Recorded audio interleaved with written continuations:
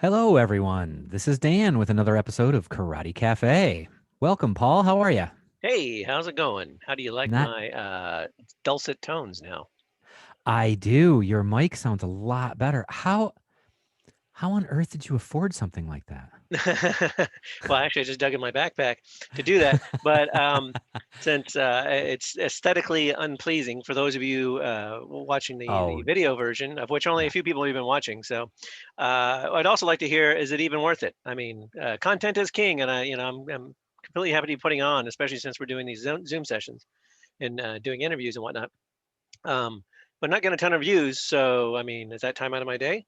But anyway, more than a few people have commented on the video the last couple times because I was using my Bluetooth earbuds that I used for my class, for the online class that we've been doing for the last year. And I have noticed that the audio on my side is really not that great, but I figure it's class. They can hear me, yada, yada, yada. Right. But then Yeah. you, Mr. Williams, have to come like over the I top with your kind of brought it. with your bad Yeti there and Yeah. your dulcet tones that It was a present, you know? it was an issue. So yeah, so I'm probably gonna be looking into get a more professional mic, but right now this headset's gonna work. And you know what's gonna make that easier, Dan? What is gonna make that easier, With Paul? the donation that we got unsolicited from I Unsolicited. Look at presume a that. We didn't listener, even ask. Felix M. I'm not going to say your whole name. I believe he's in Germany because it has a Germany email address, and he's not in the Facebook page on the Facebook group. So thank you, Felix, Thank you, Felix. That is very or cool. Dankeschön, You know? as they say. Yeah, it was like out of nowhere. And it's not enough to buy a new cool mic like Dan has over there, depending on how you're looking at it. Um, but hey, every little bit helps, and that's so that by the way, we've had that out there for a long time, and we've had the Amazon link, et cetera, Hmm. et cetera, et cetera. Uh, it, I've been listening, catching up on my podcast because we've been doing a lot of traveling with the Erzatz Karate Cafe Roadshow. And one of the things I've been doing is catching up on martial art podcasts, and many podcasts have joked about the sweet, sweet podcast money that we're all not Right. getting. Yeah. Uh, so we do this for love, and we did take the last essentially year off because life is weird. But anyway, any way you guys can help would be super helpful for us. Makes us know that you love and It, appreciate. I see the yeah. downloads, And and honestly, we get equipment with it, and we just, it's putting it right back in is what right, it's happens, paying for you the know. hosting, it's paying for the Yep. snacks in the green room because Dan keeps eating them. Um, I the like my you know snacks. it pays for the hosting and yada yada yada and just makes it Yeah. feel like we're doing it. So if you want to go on the karatecafe.com site, on all our Right. posts we have usually the links for donating, thank you Felix, and buying stuff from the Amazon whatnot. When we have interviews and products and services and whatnot that we talk about, we try and put a link on there through the Amazon store so you can do it. But Father's Day is coming up, so if you have a father, Oh, and I'm sure most of you do, um, at one point or another. Uh, Feel free to use the Amazon link to get that. Maybe buy a cool mic that you can, yes. use in an interview I mean, and, that and you've been whatnot. wanting for a while, that it's time to get Yeah, because, exactly. I you have have a been, and podcast. this guy. Anyway, yeah, that's going on. So, but it's really good that we have better audio. Well, correction, you have better audio because we previously recorded an interview with the lovely, the talented, the legendary Angel Lemus of 1 Minute Bunkai fame. Uh, Total fanboy for me. I've been watched 1 Minute Bunkai for quite a while, and he's an Okinawan stylist. Been wanting to talk to him for a while. He lives in Hawaii, which I used to live in Hawaii, so it was really great to talk to him. Yeah. And Dan, I, He is like a martial philosopher, really, yeah, and having so much experience with so many different arts, and being in it for as long as he has. Um, he has an amazing perspective on martial arts in general. So that's what excited me the most, was just being able to kind of get his big picture view of martial arts, and where we're at today in the martial arts, and how styles complement each other. So yeah, sorry, yeah, I'm gonna yeah, gush if you and give me the chance. So and bringing back Bugeisha.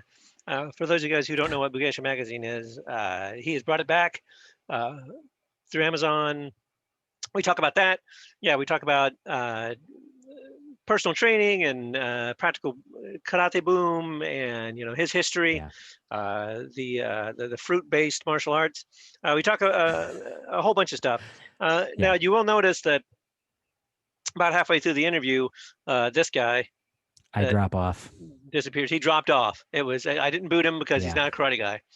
He wasn't going to hear Had to any pay the bills, unfortunately. any special dim mat kind of stuff. It's like, yeah, we're working stiffs, and again, no sweet podcast money, so we had to drop we him off. haven't we haven't figured out the internet death touch yet. That So exactly.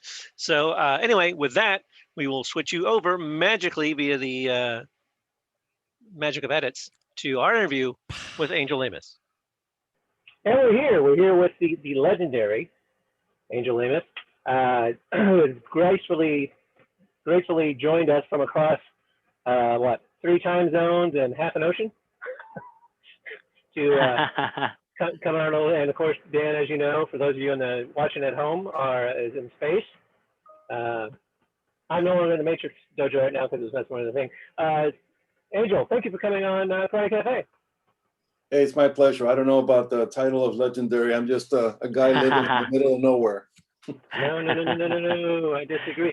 So, as many people, we've said many times, it's Karate Cafe, but we cover a lot of different martial arts.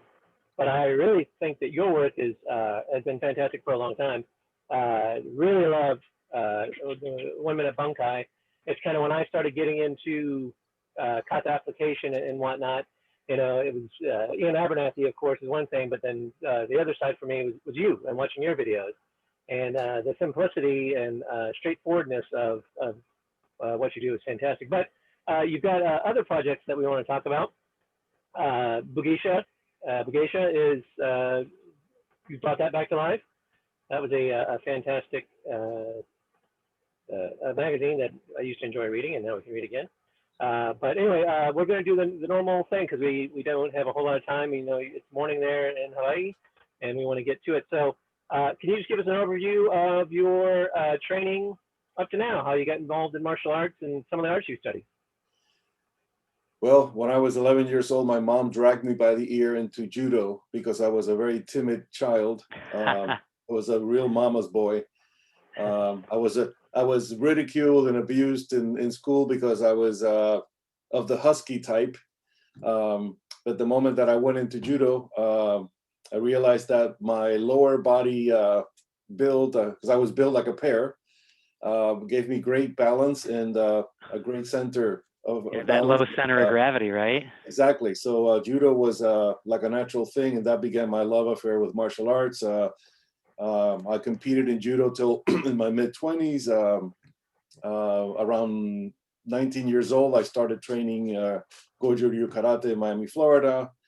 That led me to Shorin-Ryu, which I'm still involved with. And it's been a roller coaster because I have always had just a insatiable thirst for martial arts. So through time, I've studied different levels of Kung Fu, Jeet Kune Do, 4 different styles of Okinawan weaponry, including historical European martial arts, which I'm still technically involved with. It's just because of COVID, we haven't met a bunch of times, but I love weapons. I love empty hand fighting, and I'm still learning every day. Wow, that's fantastic. I think too, it's always interesting to talk to somebody that's had such a wide spectrum of exposure to different martial arts. So how long have you, what is the art you're teaching right now, and how long have you been doing that? The main art would be Shorin-Ryu, Kian style. I started that in 1983, and it's been an exploration. All right, we won't count those years. So in 2017, I met Hoshiyama Sensei, and I'm also very, very much, enjoying and very curious about Kojo Ryu, which I read in Mark Bishop's book in 1989. And that's a very interesting style because it's very little known about it. But so I'm basically practicing a couple of things at the same time. And I'm also involved with something else that I've been doing for about a year, ever since COVID, through weekly Zoom sessions, which is the Anand Tomari group with Sensei James Walters in California. And they're an interesting group. So I've learned several of the Tomari katas that are kind of rare, and they also have a very rich history of a kung fu system that they practice.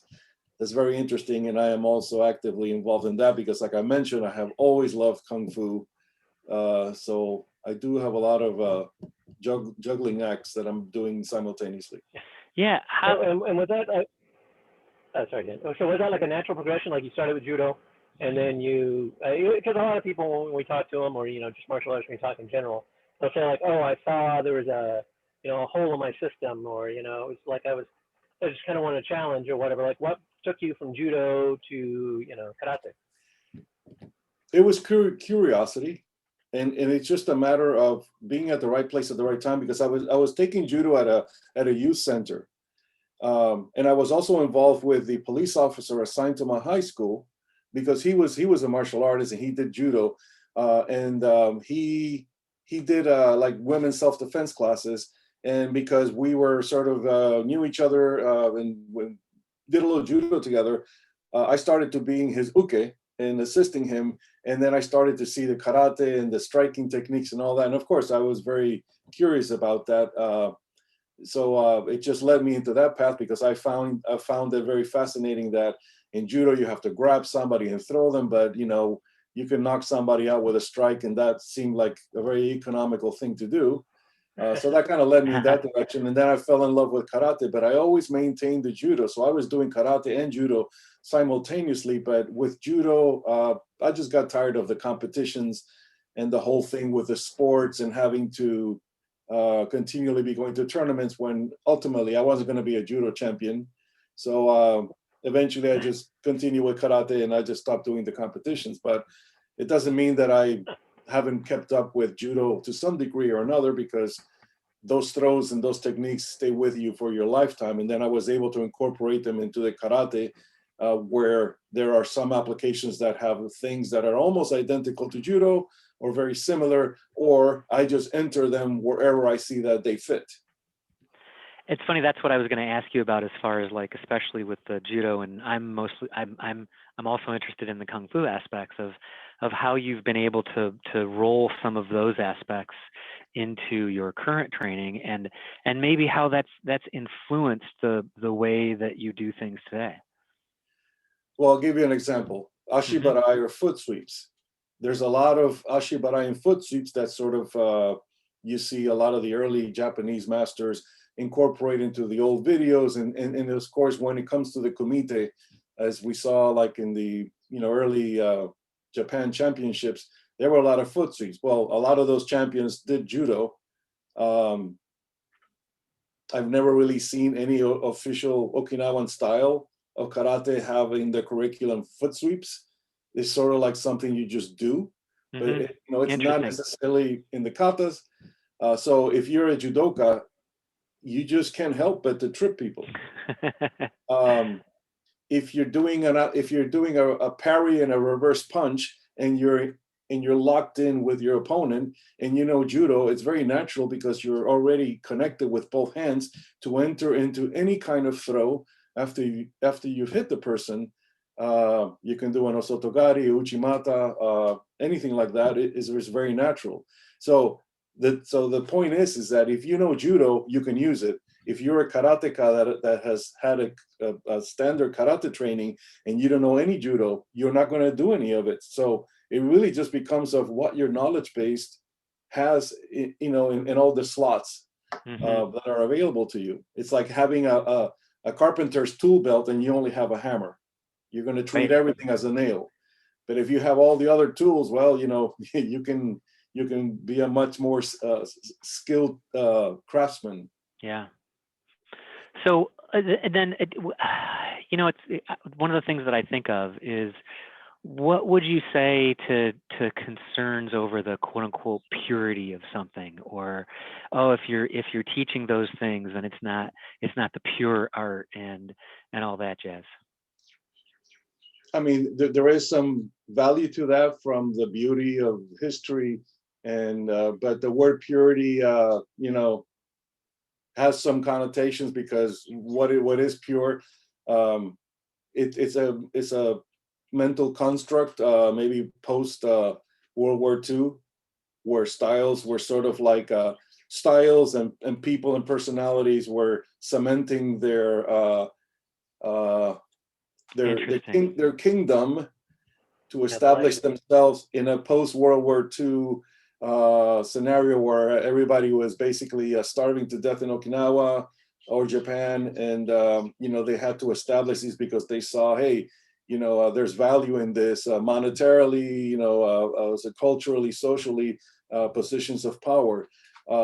So styles began to emerge, official things, Japan Karate Do Association started recognizing styles in Japan, and then they transferred that to Okinawa. But the purity of the style, I mean, it's been a mishmash of evolution from day one. There was nothing really stylistic in Okinawa. It was just family styles and the thing that they did. It was influenced by China. And then, when you go back to China, it's like, thousands of years of evolution. So there is nothing really pure, but there is the definition of pure. Like there is the Kian style that you would say is pure because it has these 8 katas. And then there's the Chibana style. But for me, it's basically the entry point to start, but you can maintain that. But, the whole goal is supposed to be that the teacher teaches you something and then you evolve above it and then you contribute to it. So it becomes yours. So it's no longer what your teacher taught you. Right. And that's an interesting point, because one of my bugaboos, especially coming from the Matsumura line, is we have a lot of practitioners that trained in Okinawa in the 60s and 70s, and they came back to the United States and they're saying, no, I'm never changing. I'm only doing what I was taught. And then with my, context is king with me. And I was like, but the context is you train for like 4 years and there's a whole system after that. And and so, and they're good martial artists. Like I've seen the video of some of these guys that are very, have locked themselves away. And, the karate is good, the karate is strong, call it what you will. But it just seems to me kind of self-limiting that they won't put anything else out because they presume they have learned all of it and they're just trying to keep it pure. When, so many times I've heard of, the past masters saying like, remember the kata, keep it alive, but go cross train with other people and go do other things. Yeah, there's this whole thing of keeping it pure, and I see it sort of like a religion or the dogma that it's you can't change it. It's blasphemy to do something. And of course, you don't want to take what we call a traditional kata and all of a sudden start putting spinning, flying sidekicks in it. That's silly to do. That's not what I'm talking about. But I'm talking about how you practice it and how you see its value, because the kata can remain as it is. It's what you do with it that you should have 100% freelance license to do whatever you think you can get away with, as long as it works. The kata provides you the foundation, but then, application wise or usage, that's what it's really for. I mean, the purpose of martial arts is not so that you can just do this kata and maintain it, is what you do with it. But the kata is sort of like the tradition of the step number 1 of passing the knowledge. I see what you're saying, and I've been sort of thinking about an analogy to explain to people how, with all the things that I've been learning lately, that what I see with traditional martial arts in cases where people have this whole thing of purity is that if you were to graduate from high school and just continue taking your senior level class forever, the juniors and seniors that are coming up see you as the most intelligent person in the world because you know all the answers ahead of time. You pass everything. You're like the master of all time, but you're still repeating your high school level. So you're very good at what you do. You just haven't learned anything, and there's so much more above because you have junior college, you have university level degrees, masters, PhD, postdocs, and then you get your Nobel Peace Prize. So there's an entire universe. So to just do the same thing you've done is just the tip of the iceberg, and then the development of finding what else is there to learn so that you grow as an individual. Just repeating the same thing you've done, you could be very, very good at it, but I'm not saying that that's not a good thing. What Right. I'm saying is that if that's all you do, that's great, and if everybody's perfectly well to just do what they want to do. But what I'm saying is that there's so much more above it if you care and you're curious. Right. And then for me, there's also the flip side of that coin. We did an episode several years ago. It was 20-year showdowns and multi-style masters, where you had the people like I was talking about. They trained in Okinawa or trained somewhere. They got their first degree, went back to the States, never went back, never did anything, never progressed, and would say things like, "Oh, no one's going to promote me except my sensei, who you've never seen again, and then passes away." And then you have the other guys that they train for a couple of years in a whole bunch of stuff and create a system, but it's breadth versus depth. Do you think it's more important to have depth? Like, I think it's really important to have, like, my foundation shot anew, right? So that's my foundation, and everything I do goes on top of that to help me understand that better and work on it. Do you think it's more important? I mean, because clearly you're studying a lot of stuff, but do you look for the things that connect what you're kind of already based in, or do you just go on sort of an open mind and see what happens? I'm more of an open mind, but I do see the value of maintaining a tradition, because then if you're going to maintain a tradition, it's good to preserve it for its historical value and beauty. But then you have a lot of people that are just basically just go up to that level, and they don't explore or find anything more. So their knowledge and their skill level and their understanding is very limited, but they're very purist, and they have a beautiful dojo, and the katas are immaculate, and everything's perfect. And then you have somebody else who doesn't have any kind of purity or tradition, but they've studied a whole bunch of things. Now that has its own, extremes. You got people who they know very little about everything, and they're not very good, and they don't have a deep understanding. And then you have on the other extreme people who have studied many, many things, but oh my God, look at what they can do. Look at how well they understand and how well they teach. And then the bottom line is what can they do on the dojo floor? If the person is amazing, then that person, has a lot to offer.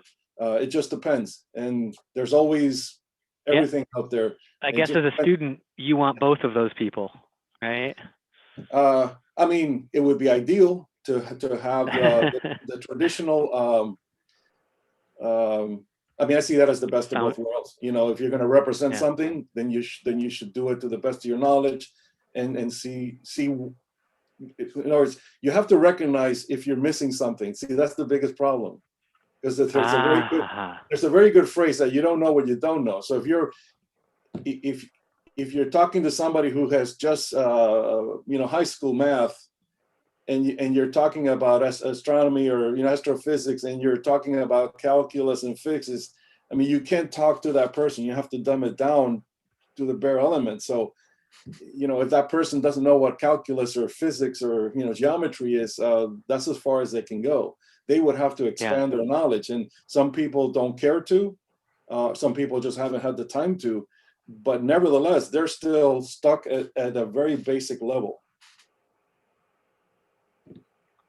Yeah, that's fascinating. Yeah, and it's one of the things that Paul and I have talked about a lot. I have a breadth of knowledge, and he has a depth of knowledge, and I have a depth of knowledge in just a couple of small categories.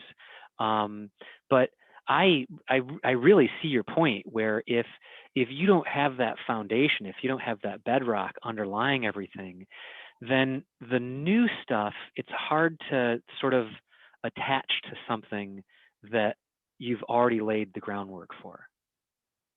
No, absolutely, and it also depends on how you approach it. Because I'll give you this example. We all know about pressure points. We all know about things like Denmark and the meridian systems and the 24-hour cycle and all this. And it's all this Chinese stuff that's just, it seems like it's out there or whatever. I have books on Denmark in my bookshelf that I've had for 30 years, and things about it's like reading a boring medical textbook. It's difficult to fathom that and to learn it. When I started training with James Walters, who practices this Kung Fu style, it was the first time that I actually was taught a kata with all the applications, with all the pressure points, with all the meridian knowledge, with all the whole thing put together, and all of a sudden it started to make sense, and it was the best way I found that I could actually start to learn this, because the points, the applications, the traditional Chinese medicine aspects of it for healing were taught at the same time as the martial destructive parts of it. So when you did a movement in a kata, and whatever you did, you knew everything about it, and then every time you repeat the kata, these things are in your mind. Oh, I'm doing this, I'm hitting this point, this is the reaction, this is the fear, this is the thing. So every time you repeat it, and then you have to do a little bit of mental exercise to memorize these things. But then after a while they started, so all of a sudden now it's like, okay, I recognize many of the stomach, the heart, the liver, the pericardium. They're not these things that are just like, I don't have time to memorize all this stuff. All of a sudden it's just by doing it and thinking about it, it starts to stay in your brain, and then it's easy to recognize. But what I did find is that once you go into that area, that to me is the higher levels of martial arts training, because once you know what you're hitting and the effects, and then you see them in the kata, whereas before you have blinders. You just, That's fascinating. So for example, what I do in the 1 minute bunkai are more physical manipulation things. Right. They're more throws, they're locks, there's some hits. But how do I do a 1 minute bunkai of a one punch knockout? It would be a 2-second bunkai. It doesn't lend itself for that. So my 1 minute bunkais are mostly about throws and manipulations. And also I try to do things so that it's not the same thing that you see everybody else do. I try to find a different way to look at it. I mean, since I'm a graphic designer, I have that creative side of my mind. Oh. And I'm able to kind of deconstruct things and see them maybe a different way that other people may see it. So I try to do a 1 minute bunkai, and I show something that is different. That is not what the majority of other people that have tackled the middle block. So otherwise, what's the point of me doing and putting out the same information that's out there? And actually, yeah, so that gives a nice pivot to that subject, because I really want to talk about 1 minute bunkai. Why did you start doing those fantastic videos? When? Why? I mean, what was the driving factor of, internet? It's because yeah, it makes sense that you're a graphic artist, because those are kind of like infographics for bunkai, right? Sort of. So I started with the idea of sharing some of the stuff that I like to do, that I teach in my dojo with the people in my organization. Okay. And then it was like, well, I'll put it out there. I'll put a password in YouTube, or I'll lock it in. Then it became sort of they have to have a Google account. How do I lock it in? And then, but I also have people that are my friends that are not part of my organization that I also want to share with. And it just became like more difficult to just, to hide it. And say, oh, what the hell, I'll just share it, I don't care. But at the same time, it was nice to share, because then I made a lot of friends, and it doesn't hurt to have a little bit of exposure and marketing and publicity for your organization and maybe for yourself personally. So I just put it out there, open to the world, and some people liked it or whatever. But then it just sort of opened up a lot of doors. It's certainly been very beneficial, because I've met a lot of wonderful people through it, and of course, here we are connected because of 1 minute bunkai to some degree. Yeah. But it just sort of opened up like that. And then what I tried to do, my initial idea was, I wanted to do a 1 minute bunkai because, number one, I don't make a living from it. I don't have all the time in the world to spend hours and hours on each little video. But I tried to do it 1 minute with words, talking. It's impossible. It was 5 to 10 minutes. And I used to see these other videos where the guy's talking, and I'm saying, get to the good parts. I don't need all this introduction. I don't need all that. Just show me what you're doing. For reference for our listeners, anyone who's seen any of my videos, I did them for a while, and then I actually think I commented to you something one day, and you messaged me back and was like, "Stop talking, just do the technique." And I've told Paul that for years. Yeah, so, I know. But... Well, instead of it, being a 10-minute bunkai video where there's like 3 seconds of the stuff everybody wants to see, I said, you know what, I just don't have time to do this. So literally by the logistics of the time I was willing to put into it, I said, there's an old term, mitori geiko, which is to look by learning. So I said, I'm going to do it. I'm going to borrow that aspect. I'm just going to show you something and you can look at it and you can learn it just by looking. And I sort of have this disclaimer that if you don't get it, ask your instructor to see it and then he can show you, because he should get it because he's the instructor if you're a student. There you go. Yeah. So then, it just became, where I tried to do them to 1 minute and just the simplicity of it with one simple technique. But the best compliment I ever got was somebody who was deaf, who said, "Thank you for making it visual because, and so that was really kind of like a very interesting thing that I never even thought about. So that way, the 1 minute bunkai serves everybody from that format. When you were generating the videos, were these just like sort of like aha moments in the dojo when you were training? You're like, I'm gonna roll on that, or was it sort of did you sit down and like plan everything out? Go through the kata a few times and see something that was useful or that you should share, or how's the thought process behind it? Well, a lot of them were ideas that I had already practiced for a long time and things that were sort of in my mind. So probably the first batch of them that I did were things that I was just regularly doing. And then after a while, I could be working in the dojo and oh wait, this would make a great 1 minute bunkai because I can fit it into the format. So a little bit of both. Or I could be looking. It's funny because I could be looking at a video online, whether it's karate or kung fu or something, and I said, that fits exactly into the kata that I know. That movement is a perfect fit. And so why not? I borrowed that. So what I say is I don't come up with anything.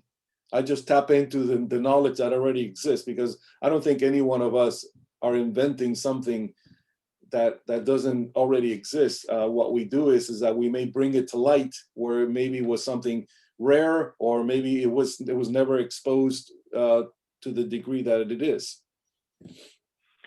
Do you think that by time boxing it has revealed some things? Because I remember in my Wing Chun class, we had to do the wooden dummy form in 2 minutes. And the reason that my instructor did that is he said, you are forced to cut out all the garbage then. And so by time boxing it, he forced us to be efficient. Well, that's very important too from an efficiency point of view, but also it doesn't leave your brain the ability to wander off and think. Whenever your brain thinks, it needs time. And then when the reality of the situation requires an instant physical reaction, your brain doesn't have time to think. You just have to, it's an instinctual reactive thing that you do, and what comes out is what you've trained in. So I think that's a great thing that your sensei, the Sifu, did by forcing you to do it like that, because it's like a pressure test. In other words, Right. You really have to tell your brain to go off into Mushin land and leave you alone so you can do this thing.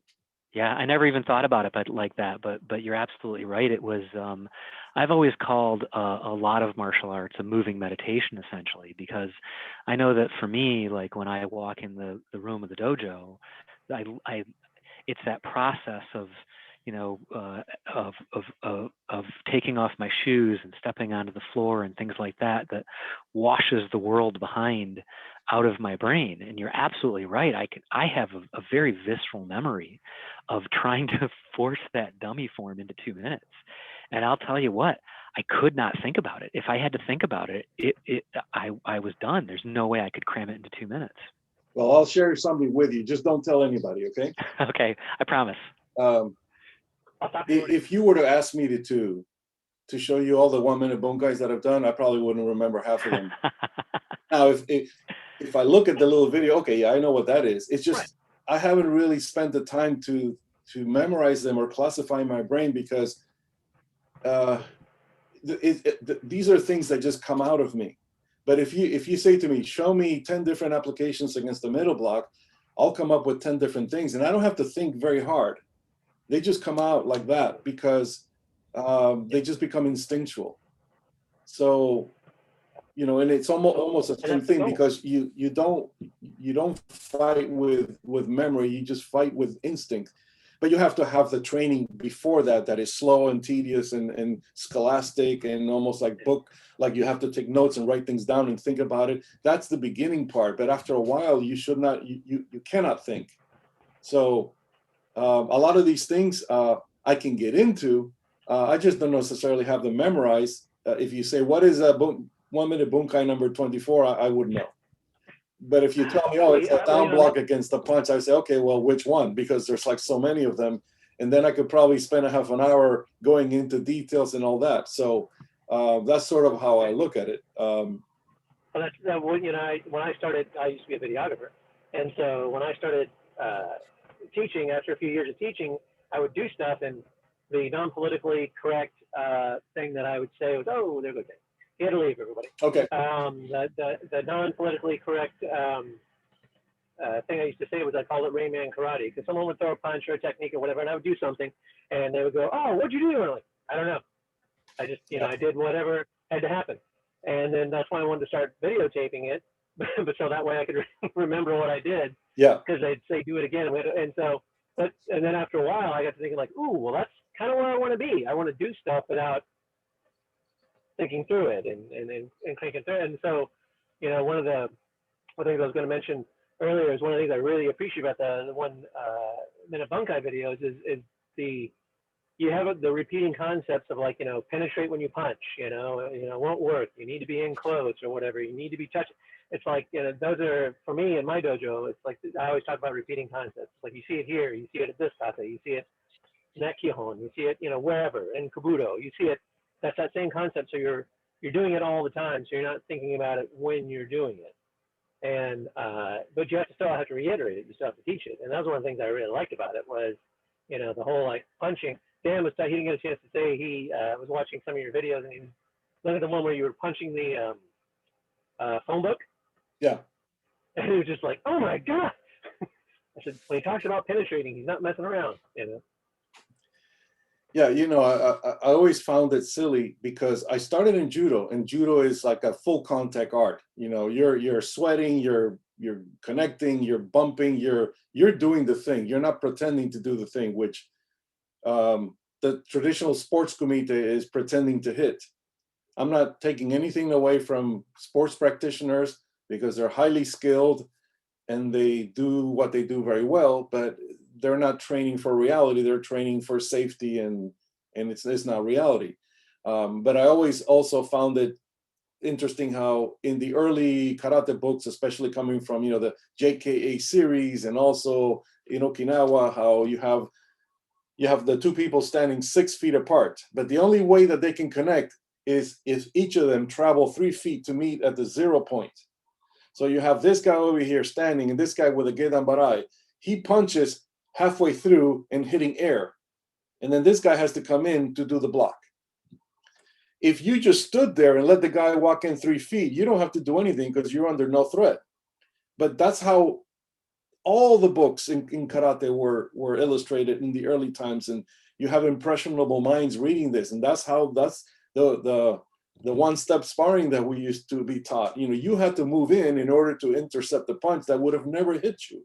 So from day one, we were being taught a very silly and ridiculous and unrealistic way of training. Maybe it was done for safety, but the problem is that if you do something for safety, that means that you're teaching beginners. But what happens to the people that have been doing it for 20, 30 years? Shouldn't they be now doing it more realistically, where there's actual penetration? No, you see everybody from every rank doing the same silly exercises. In other words, that's the thing about, you've stayed in high school all your life and you're just repeating the same information, not realizing that there's another level or another level after that and another one after that. In my dojo, my joke is I teach lazy man karate because I don't want to do anything more than I need to do. So yeah, if they're going to come in and, like, you know, I like the whole passing guard and one is like, I don't have to do that because they're going to come to me. You know, I can control my spacing back or spacing forward and stuff like that if I need to, or, you know, kind of block and body position. But I'm not gonna go to them.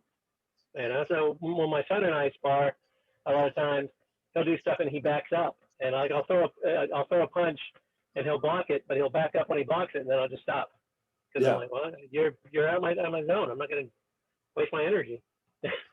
yeah, that's a good way to approach it. Right. Yeah, so then what I also wanted to ask you was, and I'm sure I'm asking for most of the internet, when are we going to see some more Minute Bunkai? I mean, I mean, it was fantastic, and I mean, I know they take time to do, and we've had all stuff for the last year, which we're going to get into in a minute. But I mean, has it been kind of put on the shelf? I mean, have you thought you've done everything you No, can do with that?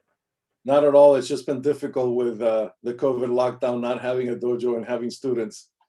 Yeah, there's a lot more that I plan to do. Just need to get back into a position where I have a place so I can film some more. Right. So then, well, then there's our. Actually, you give me great segues, Angel. So how has the last year gone for you? Because yeah, like you were mentioning about doing the online Zoom training. My class, we went online, and we're still online. We're like the only people in our federation still doing an exclusively online class because we sublet a space. So and I'm not prepared to move back into the space, the sublet space yet. But so, how did pandemic work for you in your training? I mean, I know you talked about training with a group in California, but I mean, how did you react to it initially, and then how have you been doing for the last year? I've been extremely busy. I've had some connections with people in my own group, although we haven't had any kind of weekly regular training, but we do it, whenever we can get enough people together.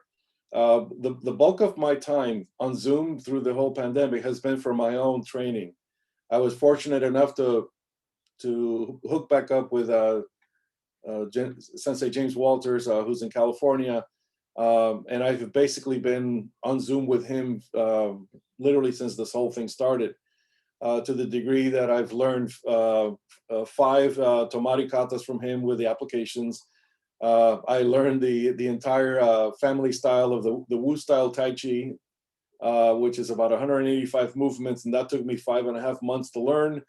I was doing that at the same time that I was learning some of the other forms, and I'm still actively meeting with him once or twice a week, learning these other things that are now leading into their Kung Fu area.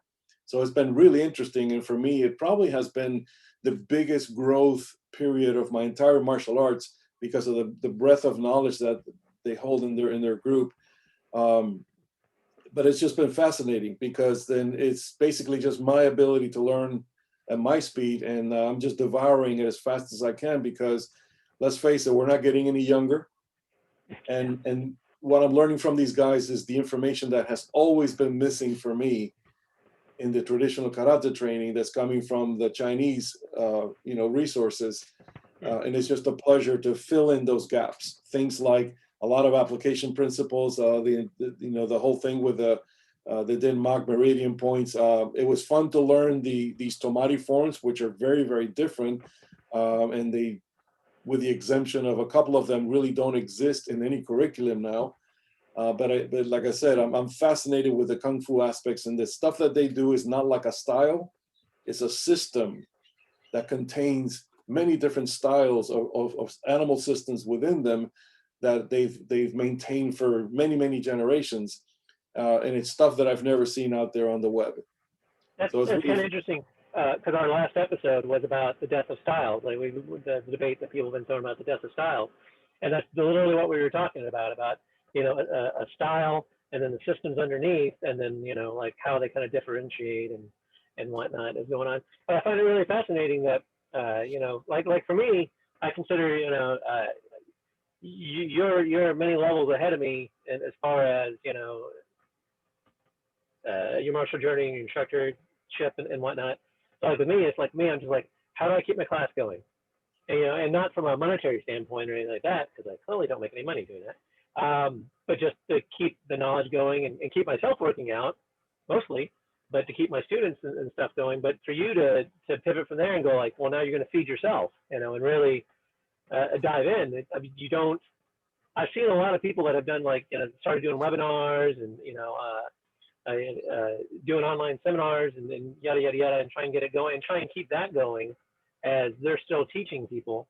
But you've gone the other way, it sounds like, and have gone to go back into student mode. Well, I'm always in the student mode no matter what. It's just that because of COVID and because the extra time I had, and also because I just could not stay inactive. Um, and by being fortunate to connect with James, who was very open. I mean, he's a retired military guy, so he has a lot of time and he's very comfortable, teaching and doing stuff online. It's like I connected with somewhat of a mother lode for me, which gave me a one-stop shop to get everything that I've been looking for. Um, so it's just a no-brainer. But the thing you said is very important. Remember, like I said, if you teach only the high school senior level, everybody else is going to catch up with you. So, me being the vice president of an organization, at some point, everybody should catch up with me. I would hope that they do. And I would hope that they even become better than me. It's just that they have to do it. They have to prove, and they have to show that they catch up to you. But that means they have to work just as hard as you do. But if I don't learn new things, I'm just regurgitating the same material. And after a while, that gets boring. That's why I think people who've been doing martial arts for 20, 30 years get bored one day and hang up their obi and say, I don't want to do it anymore. I can totally understand, because it gets boring. If you just have the same material, some people are perfectly fine with just never ending repetition. Other people just say, I'm not learning anything new. What's the point? So finding a means or a resource that can fill in gaps that you've had, and then can teach you things that you never knew existed, things that do not exist in karate, and then realizing, wow, I didn't even know I could get myself up to this new level. That's where you truly remain the perpetual student, because you're always learning. Now you can give yourself a title of a sensei or a master or whatever, but if you know the same thing that everybody knows, you're lucky that maybe you can do it better, or you're just older, or you have the title of grandpa and everybody bows to you. But technically, a lot of times you don't know anything more than everybody else. Maybe you just do it better. But as far as knowledge, you don't know anything more than everybody else knows. Everybody's caught up to you mentally on the bookwork type of stuff related to the martial arts. Maybe it's just the skill and experience, but you still don't know anything more. So being able to find new things that you did not know, and then being able then to pass that down to the people that you want to teach and help to bring them up, is fantastic, because then you see the light bulbs and the big deer in the headlight eyes when everybody realizes, wow, I didn't even know this existed, and this is fascinating stuff. And then you can immediately see them improving, because they're elevating their skill level to a higher degree. Their understanding goes up, the ability to execute goes up, the speed, the timing, everything is elevated, where everybody is more or less just doing everything at the same level. And actually, I want to put a pin in that, because I want to get back to that in a minute. We're talking about the practical karate, boom that's going on. So how do you see yourself moving forward after this? Now you've got all this extra training and stuff that you've been doing and delving into. What do you see yourself changing or doing different or doing better going forward when we get back in the dojo in person? Well, everything is in a constant state of change, unless you don't, unless you choose to do the same thing. I've always been in a constant state of change. That's just me. So I will always be in a constant state of change, because I'm progressing and I'm adding new skills to my skill set, and I'm always improving. So if I were to teach the basic kata seisan today, it would be like I taught you a tricycle 20 years ago. Now I'm teaching you a Maserati. That's the difference of that basic way I learned it back when I was in the days of Seibukan. And what I would teach you today would be world-class, higher levels from every single aspect, from timing, from technique, from bunkai, from understanding of what you're doing, from having better ways to execute the applications within the kata. But just visually, it's going to look different, because the timing and everything has changed. The velocity, the timing, everything about it is different. So that you're able to do more things at the same time, whereas before It was one step and one technique. It was very robotic, very staccato, and very basic. That's what you teach beginners. Problem is that you see a seventh dan doing the same kata as the green belt. Same tempo, they look identical. So what's the difference between a seventh dan and a green belt that do the same kata the same way? Well, maybe the seventh dan can actually apply it better, but shouldn't the kata also reflect a fluidity, a sense of expertise, a sense of maturity than the way a green belt? But you don't see that. The dogma has been, you don't change anything, not even the way you execute it. That to me is like, again, you're repeating high school for the rest of your life. And we were talking about that in class the other night. My students, I said something about, we were talking about, we were all just doing stuff on Bugeisha, simple I form kata, I'm sure you know it. But I have a new student, and so we were going through that, and I was having my senior guys do it, and I told my new guy, I'm like, watch how they do it.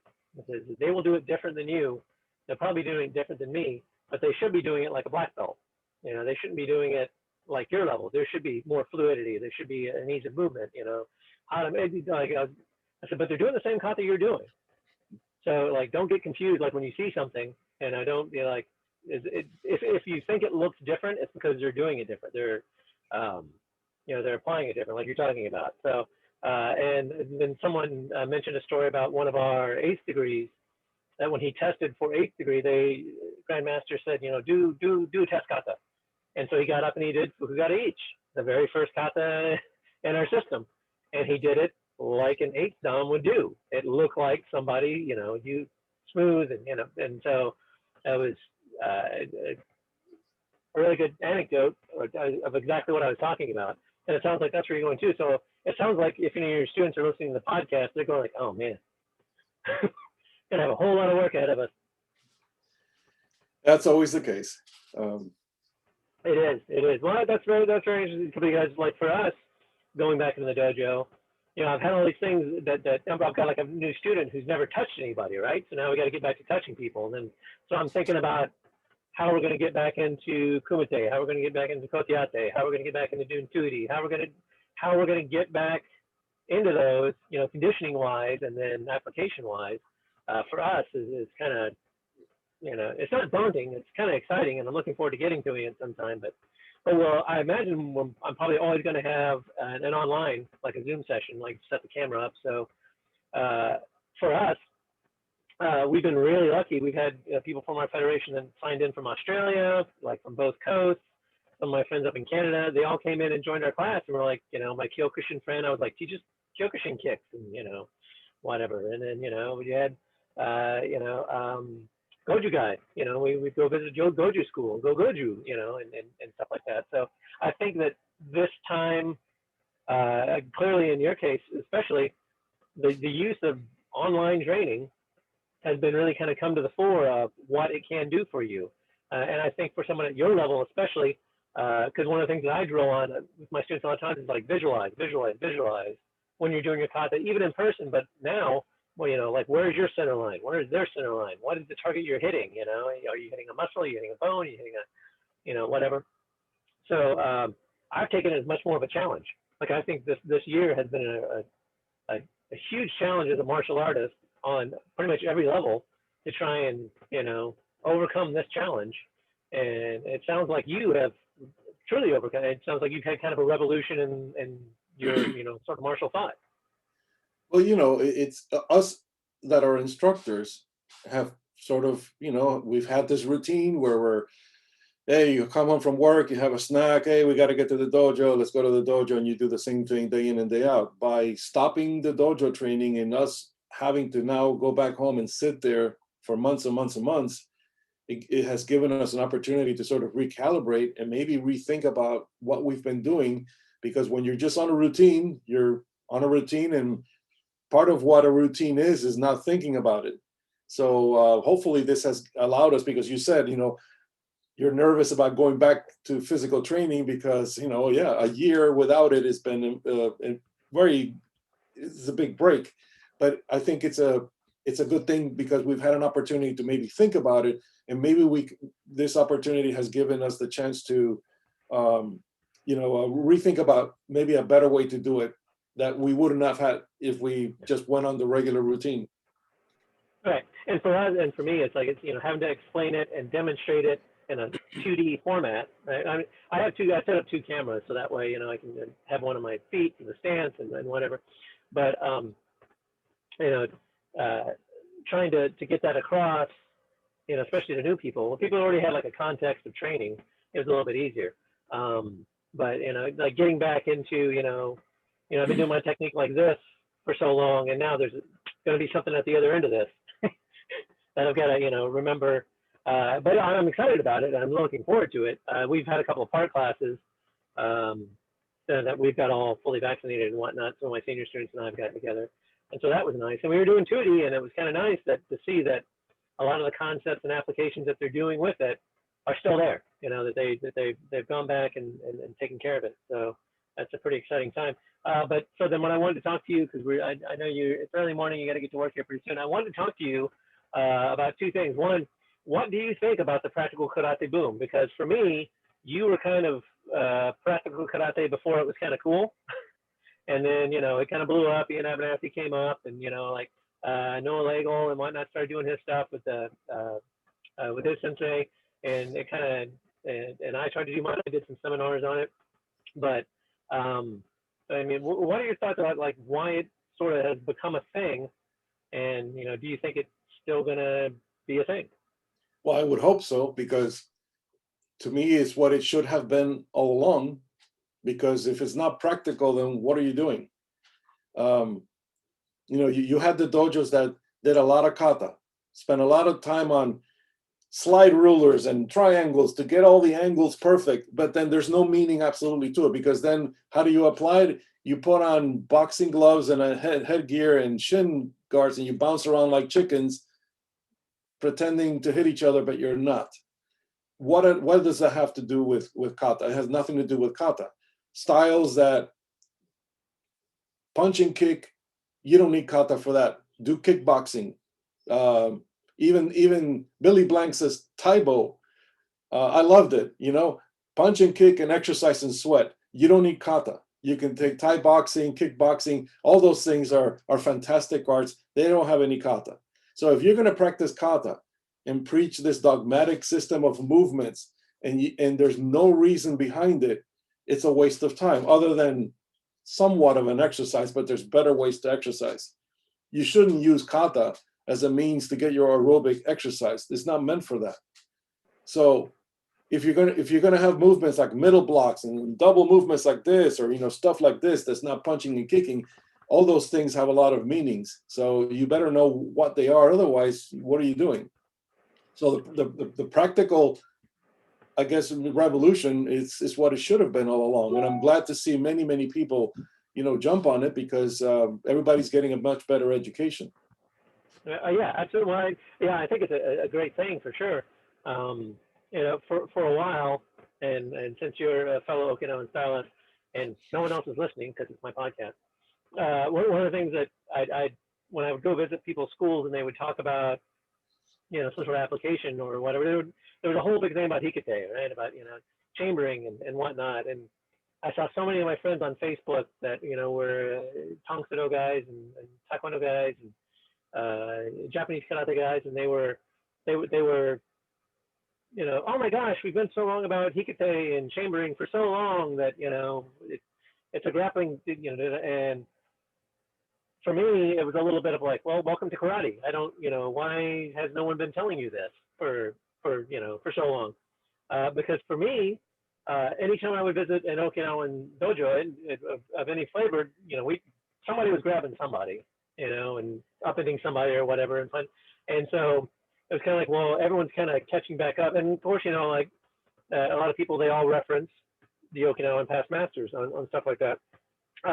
But it's kind of for me, it's an interesting revolution, because I see people who just like totally like reject like everything that, they're in Shotokan and they're like, I've left Shotokan and I'm not, but they're still doing like Shotokan kata, and then they're, going back and doing the thing going on. I mean, do you see it as, So that was kind of, again, with the whole death of styles kind of thing, is like, well, clearly their style was really more of a system of teaching karate as opposed to the style, because there was a part that was missing, quote unquote, right? And they didn't find it. And did you find that people were finding 1 Minute Bunkai and like contacting you and like, oh, you've opened my eyes, that sort of thing? Yeah, I mean, obviously there was a lot of that. There was also some negative comments, which is sort of like people would say, well, I would do this while you're doing that. And, and why don't you do this other thing? Or, if you only did that, somebody could hit you there. But usually what I do is, you go offline 45 degrees or you go through the center. But everything that I'm showing is a concept and idea. I'm not giving you the entire recipe. You're supposed to go out and find the recipe, but I'm giving you a way to prepare the chicken, but I'm not going to give you every single little thing, right? So for example, there are some movements where I'll do something where your wrist is being grabbed and I'm doing something that looks like some kata, but I could make it into a 10-minute bunkai where, as I'm entering into that movement, I stomped your foot, I kicked your knee, I spit in your eye, I hit you in the groin, I tapped your neck, and I did all these things so that way you don't resist. Yeah. But then that's just me. But I'm not there necessarily to give you your university degree in 1 minute. Right. Yeah. I'm there just to basically give you an idea so that you can open your eyes and see the possibility of this, that you may not have seen it this way. Right. Yeah. But people take it very literal. But nothing that I do in 1 minute bunkai is literal to the degree that there's things you do before and things you do after. For example, I always like to do a throw after. Yeah. Because I'm a judo guy and because I like to throw and because it can be done. Because then if you throw him after you knock him out, he's maybe going to stay down a little longer. And it's just basically, I like to do a follow-up because then maybe it's only going to be a 30-second bunkai. Right. Well, so I'm just giving ideas, but for the majority of it, most people, are appreciative and they enjoy what I do.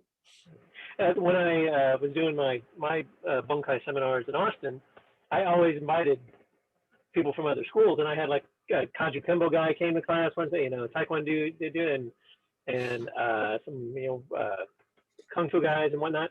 And I was, whenever I would, whatever it was, I kind of modeled it after you. Is I would show them the thing. This is my thought, but I would say, look at your system and figure out how it's supposed to work.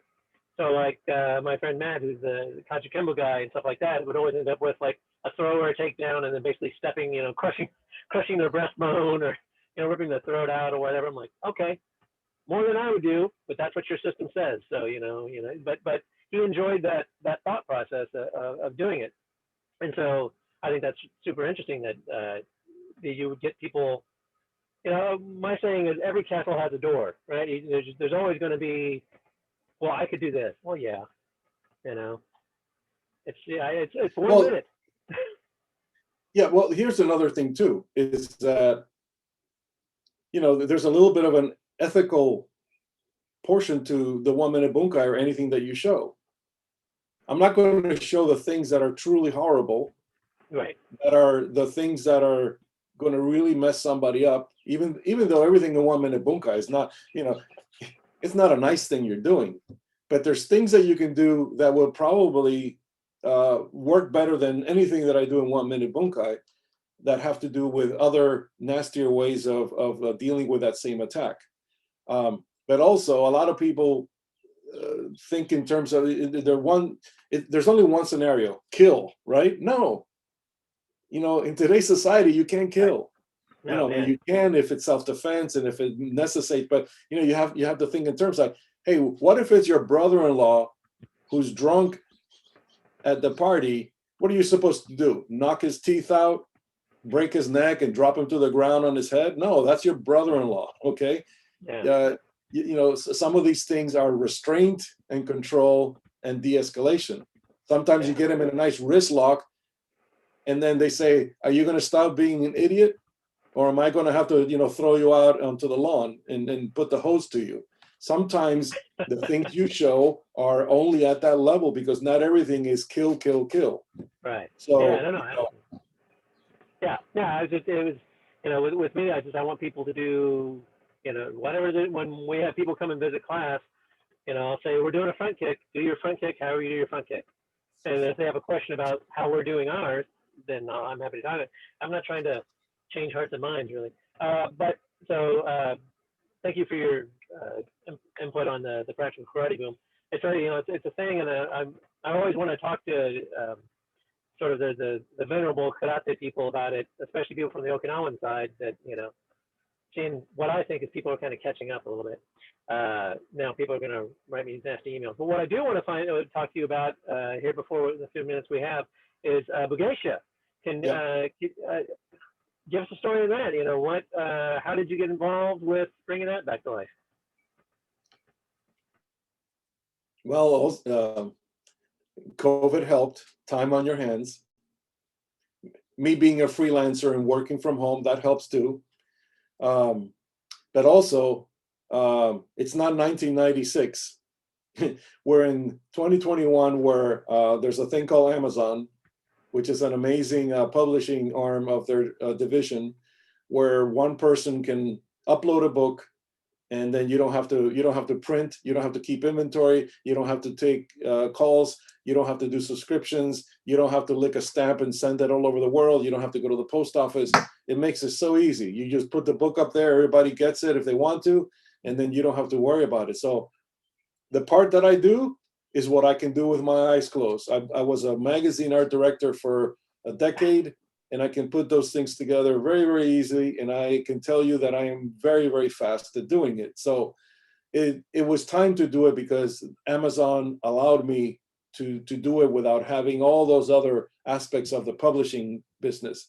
And then I thought, everybody's always asked me since 1998, when is Bugeisha coming back? When is it coming back?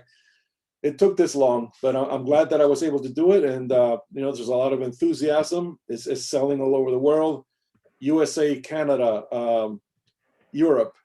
And a lot of it is reported being sold in Japan. That means, Okinawa also, but there's a lot of people enjoying it in Japan. So yeah. I'm enjoying it right over there. It's right yeah. over on my iPad, So, right over there. I just put issue number 9.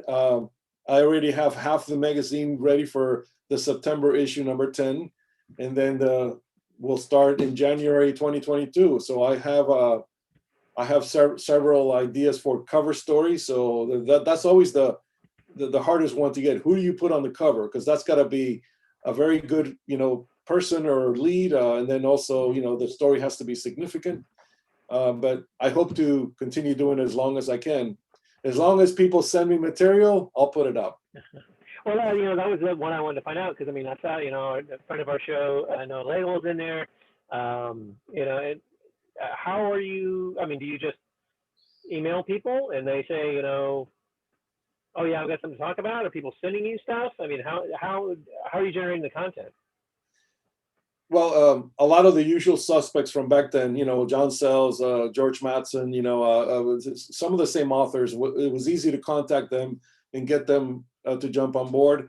The other one was me just knowing people that I've sort of known for the last 20 years, and just, me reaching out to them saying, yeah, I would love to do it. Other people have approached me without, on their own. And in some cases, it's like, yeah, you would be a perfect author. And then just discovering things every day. I just saw these Goju-Ryu practitioners from South Africa. The gentleman had a fantastic YouTube channel, and I said, wow, this guy's good. So I approached them, and they said they were happy. So a lot of the times as I discover things, people send me suggestions. If anybody would like to submit an article, just contact me. Or if you know somebody, just have them contact me. It's not hard. Well, so then that brings up the concern with COVID, is like when the world opens up again and you get busy, I hope you're going to be able to have time to peruse the internet to find people to go on. As far as the articles, do you try and keep a theme for an issue, or is it just whatever comes in and you drop it into place? Well, the theme is pretty open-ended as far as, it's Japanese, Okinawan, and some Chinese stuff. I will have my first Kung Fu article in the next issue. a practitioner of Hungar Kung Fu from Italy. But it's not like I have a theme. But for example, I do try to balance the editorial content. So, you don't have, not too many sword stories or not too many karate stories. That way, it's just a nice balance. And are you fine? I mean, and do you worry that in this sort of video focused world, and especially, guys like you doing 1 Minute Bunkai, that people are going to take the time to sit down and read an article? I mean, I did. Well, plenty have. I don't know about the 15-year-old of today, whether they'll ever read anything anymore, ever. But there's still some of us that know how to read. And there's always something about sitting down with a physical book, and looking at the pictures. And then this material remains, as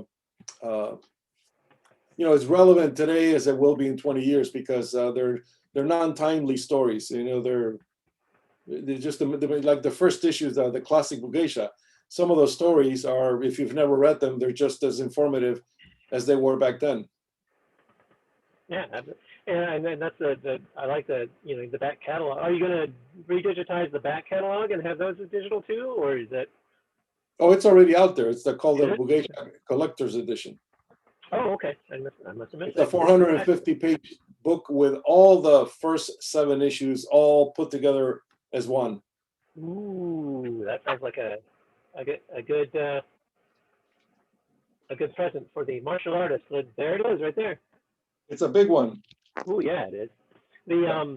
I've got actually then when I'm going to go back up to see my mom next week, and I need to go dig through my old stuff in my room, because I know I probably got those stacked up somewhere. And as a matter of fact, I found one. It was in the drawer, the desk drawer next to my old bed at my mom's house. I was looking for something, opened it up, and was like, hey, and I put it, because I was going to bring it back. No, I didn't. I lent it to my senior student. Well, whatever one of the issues was, and I can get that back from him now, because now it's I first put this was the first effort to put together, because I already had the material. Right. So this was the first thing I did. There's a lot of you people who don't have any of them, but I also put each of the 7 issues as an individual magazine, because some people said, hey, I only had the first 4, and my dog ate the 5th one, so you can just buy the 5th one and you can recomplete your collection. So it's all on bugeisha.net. Yeah, and absolutely, if you are a martial artist and you haven't read that magazine, you absolutely should. Okay, we just got a couple more minutes. I'm going to wrap it up, because I know you got to get to the actual day job, and I got to get back to work. But I've started a thing where I want to ask 2 questions of every martial artist that's on this show. Number 1 is, where is the best place you've ever done martial arts? Like, as far as, wherever, out in the field, some place that when you were doing whatever you're doing, it was like, this is the best I've ever done it. I have to say is my most recent dojo, which is in Kaneohe Bay. It's in this room overlooking Kaneohe Bay with a plumeria tree right outside, and then you have the mountains and the bay, and it's all French windows that open up, and the trade winds come in. Well, I would say, I would say that's like you can't beat that one. Yeah, I used to live on a street that had a beach access in Kailua, and so it was like 2 houses off. So I would go down there, and in the evening or whatever, and do kata on the beach, and I miss that action. Okay, so then what is the weirdest place you've ever done martial arts? Okay, when I first started teaching, when I moved from Miami to Los Angeles in 1987, I was looking at parks and recreation to see if they wanted. Everywhere had a taekwondo, karate, whatever. There was one park, Westwood Recreation Center, which is off of Wilshire and Sepulveda, if you know that area. And they had a tennis courts, and they had a little shack where they kept the volleyballs, the tennis, the nets. It was basically a 10-foot-10 shack, a storage room. Now, they did not have a martial arts program there because there was no building. But I said, I don't care. I can just push all that stuff to the side, and I could basically fit 5 students. So I trained there for 3 months by myself while the classes were advertised until I got 1 student and then 2 and 3. But it was basically a 10-foot-10 storage shack with no windows and a door. But it was the beginnings. So that was very Send your special. kid to the storage shack over at the edge of the field. So the interesting thing is that this was a huge a park that had a huge open area, and it went from one block to the next block. And one day they started constructing something on the other end, like 500 yards, like half a mile away. And I said to the director, "What's over there? What are they building?" "Oh, that's the new shiny, the largest park and rec center in all of Los Angeles, and it'll be ready in 1 year." And I said, "Oh, so that's part of the Parks and Rec, so that means I can go over there." And sure enough, I was grandfathered in, and I held my first class on the opening day where the mayor opened it up, and I was teaching class, and there was people walking through. So it was sort of like from this little shack, I was guaranteed the biggest, baddest Parks and Rec location in all of Los Angeles. Nice. Well, humble beginnings, right? That's what, I started all my classes in the park, just for free in the park, and then moved indoors when the mosquitoes got bad eventually. I've done that with every place that I've started class at. And my friends that I've trained with, when they wanted to start teaching, and they're always like, "Well, how did you get your?" And I was like, "I just started teaching in the park, dude." And they're wanting to like buy mats and get whatever. I was like, just start. I mean, the way they did back in the day in Okinawa, a little bitty room or whatever in the backyard, and do your thing. Exactly. And that's it. Okay, so Lemus, thank you very much for being on the show. It's an honor to talk to you. Finally in person. We've traded some emails and stuff back in the future. Thank you in the past, rather. And I really appreciate your insights and comments. Thank you very much. And thank you for bringing Bugeisha back up, all your work on Minute Bunkai. And I really, really hope that we get to see some more content from Minute Bunkai pretty soon. And we're going to put all the information in the show notes for Bugeisha for people to reach out and get it. And again, thank you very much for being on the show. My pleasure. And I look forward to talking to you again. Take care.